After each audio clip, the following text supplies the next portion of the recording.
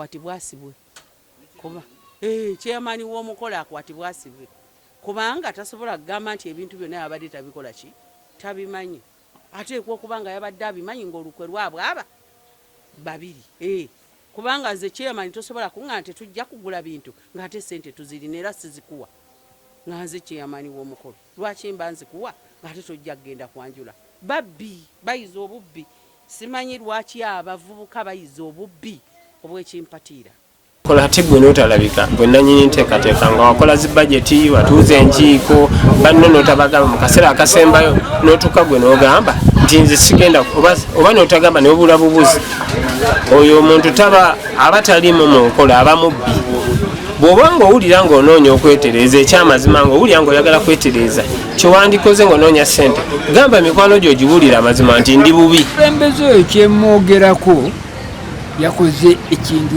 kya buswavu nnyo kubanga buli lwokola enteekateeka ng'abantu bakulinze eri kiraga nti oba ogenda kutuuza mabega atuwadde entandikwa kati wakoledde ekyentandikwa kati banaamala okugenda mu maaso lwanaakola ebirungi era oyo tuba tulina kumuvaamu tajja tutwala mu maaso era bulijjo batugamba bw'oba londa omuntu ataabasuule.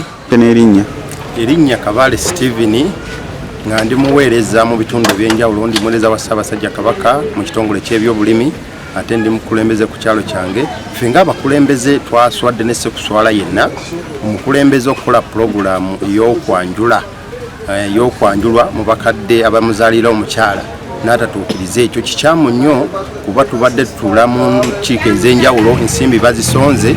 Kino kyatulowooza ng'abakulembeze nti oba abamu babeera beegwanyiza kufuna ssente ezinaabayambako mu bintu ebyenjawulo bakunoonya bululu n'olw'ensonga twaswadde nnyo ate naddala ffe abali mu buvunaanyizibwa nti tukubiriza abantu banjule. Ekyamazima twaswaluse nnyo kuba Ssaabasajja Kabaka atukubiriza abantu bagende banjulwe. Twaswadde nnyo ekyamazima kikolwa kikyamu nnyo ekkulumivule kyeyoleseza ddala ffe eri abakulembeze n'abaweereza ba Ssaabasajja Kabaka. Yonna eya bulijjo omuntu buli w'olagaanyisa omuntu yenna omuntu otwalibwa okuba ekikufuula ow'obuvunaanyizibwa kwe kulagaanyisa omuntu nga bwe wateekateeka n'otuukiriza obweyamo oba ekiragaano ekyo kiwakula n'abantu. Kati abantu baba bakusuubira nti ogenda kubeera n'omukolo guno oba oli awo nga babadde n'enteekateeka muzikoze mwenna ne bakwatirako muganda wange bw'otatuukiriza nsonga eyo ate ekyo nakyo kirala nnyo kubanga abantu bangi basobola okuggyamu obwesige nga balowooza ne wooliddamu okubagamba ensonga ey'essimba balowooza nti ebyo bye byaluli. Kyova olaba omuntu asaagasaaga ennyo oluusi ne waayogera ekyensonga bagamba nti gundi asaaga. Oli agamba nampulira zibi nti Balembogo yamutta nti bulijjo bwatyo bwazitta. Buli kyoyogera balowooza oli mu kusaaga oli mu kubalaata. So nno kino nno kitegeeza nti mwana mulenzi nga bwe tuwulira ng'ensonga eno ekwatako wandibadde okola ekisoboka okulaba ng'ensonga eno egitereeza ekifaananyi kyo kiddemu okulabika obulungi nga bwe tubadde tukimanyi. Alo wanje jebaleko maama. Sebo naye jebaleko. Kale bannange emikolo kiki? Emikolo mivule yabbye abantu. Annange mivule yabbye abantu era bwe lutalo lwe tulimu ku media. Yakoseza olukujjukuju nabba abantu. Ensente mwazimuwa? Abasinga baali bamuwadde nange singa obunene badde muwadde sente n'ebintu ebikalu. Sukali addayo n'ensooka 15 za bwereere emigaati ng'abantu bamuwadde wadde ebintu. Yesebo. Kati bannange erinnya mugenda kukola mutya ku kyalo? Nga lwaki tufiirwa erinnya lyaffe tugenda musiba. Tugenda musiba. Tugenda tugulewo keesi wataddiza abantu ssente zaabwe. Bannange. Byebyo sebo. Hello? Wanji? Osibye kyo ekitiibwa. Nsibye bulungi osibye kya leero. Ndi bulungi ontegedde? Ono Kalyankolo. Essebo Kalyankolo, mukulu Kalyankolo. Ekikyate buzibu ki muganda wange? Mukulu Kalyankolo wa Bukedde. Iye. Sina bwe tewali buzibu bwonna. Era nsanyuse nnyo okunkubirako. Essebo. Kiki tobadde na mikolo leero? Emikolo gyabaddeyo. Hello? Iye Ssebo. Emikolo gibadde girina okubeerawo. Naye twatuddeemuko ng'olukiiko luteesiteesi. Hello? Iye. Abantu bange olukiiko olutegeka ne tusalawo omukolo gwongezebweyo olw'enteekateeka eyabadde nga tetusobozesa kugenda maaso na mukolo. Kubanga lwaki kiri bwe kityo? Nti mu mikolo gino okwetegeka mulina okubeera nga muwuliziganya bulungi sayidisi zombi. Sayidi y'omukyala n'ey'omwami. Kati mu mpuliziganya yaffe we twalabye nga enteekateeka eriwo eyinza obutabeera nnungi eri bagenyi baffe be tugenda okyaza. Ne tusalawo okwongezaayo ku mukolo era ebbanga olunaku lwe tugenda okubeerayo ligenda kuba litegeezebwa abantu. Wabula kyolina okumanya ewanjirero Essebo nti Mivule engeri gyali nti ali mu byabufuzi owulira waliwo abakozesa advantage n'okutwala omukolo gwange nga political platform bafunireko ettutumu oba kyoyinza okuyita chief popularity. Naye nze mu enteekateeka zonna omukolo gwange si gwe gusoose okwongezebwayo gwokka, n'emikolo emirala gyongezebwayo. Kasita mubeera ng'enteekateeka si nnungi. Kati abafamire bo baadde bagamba ki? Abafamire tebalina buzibu, tuli nabo bulungi era ekiteeso ky'okwongezaayo omukolo kyaffe ffenna twakikkaanyizzaako bulungi. Ekisooka omukolo gwali ku short notice. Short notice gwali gwa mangu. Ekyokubiri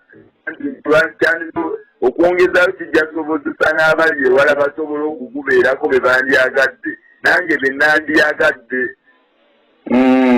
Nina mukwano gwange bamuyita namukwano gwe bamuyita Kulisi awangaalira mu ggwanga lya Amerika. Owulira? Y'omu ku baawagira omukolo, naye ne mukyala we kibakoze bubi obutabeerawo omukolo we guba nga gwa leero. Kyokka be bamu ku babadde bannyambako ne mu pulojekiti ezimu okimanyi nina emipango mingi ebweru okulaba nga zitambula bulungi. Nina mikwano gyange okuva mu kitongole kye bayita Yesu Mission Korean Foundation ekimpeera abaana bursaries. Ebimu ku biwa abaana bursaries bempeerera bamulika mu Mukono South.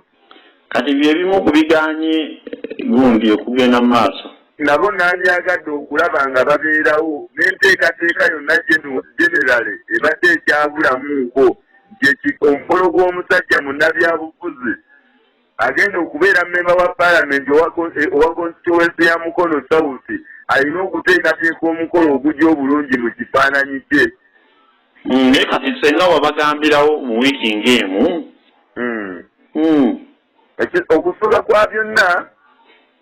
Okusooka kwa byonna abamu bakitegeera ennaku nga nnyo emabega. Hello? Eso.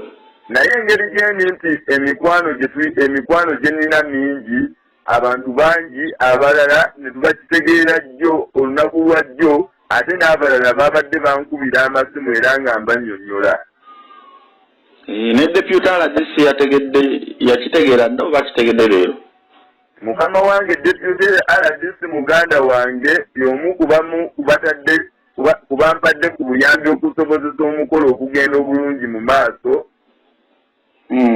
Naye nagezezzaako okumugubira essimu olunaku lwa jjo ng'essimu tagikwata. Hello? Nsebo. Hello? Ye. Ng'essimu tagikwata. Naye era ngenda kuddamu mukubira essaawa eno era kubanga kimmanyi kati azuukuse ndabe nga munnyonnyola. Eso mukama wange. Kale mukolo gubadde kyalo Katente. Yesebo w'ekitiibwa. Kale. Neeyanziza nnyo ssebo olw'enteekateeka ennungi n'okwogerako nange. Kyensaba bannamawulire. Hello? Eso.